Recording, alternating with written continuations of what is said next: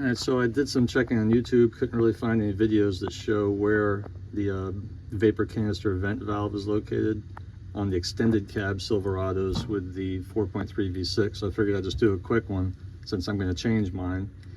There's two different places where you can access this. One is if you've done the mod like this to be able to access your fuel pump. It's pretty easy because it's right here.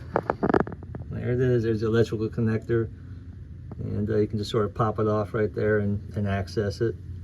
But it's actually easier going at it from the underside, and you really don't even need to jack up your car to do it. So, let me show you that. All right, so we're just gonna go right under here.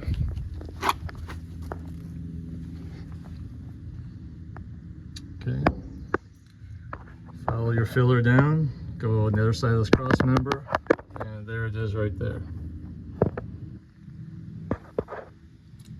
You've got, I believe it's a 13 millimeter bolt. Take that loose.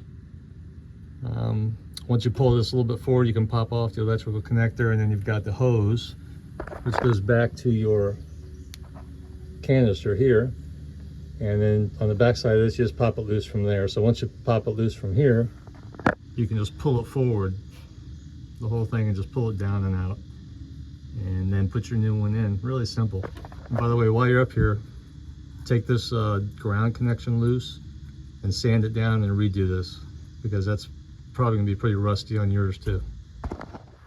All right, so if you get the code, you might as well just change this thing out because it's cheap. It's less than 30 bucks. It's only gonna take you a few minutes to do, and then you eliminate that problem. I mean, it's old. I mean, this truck's a 2003. It's over 20 years old, exposed to the environment outside there. You know, when I popped the electrical connector off, there was a little bit of corrosion in there.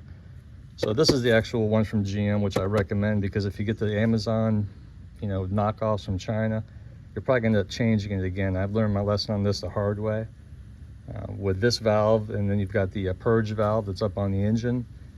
And if you change one, you probably should change the other. I'll put links to the stuff down in the description to make it easy for you.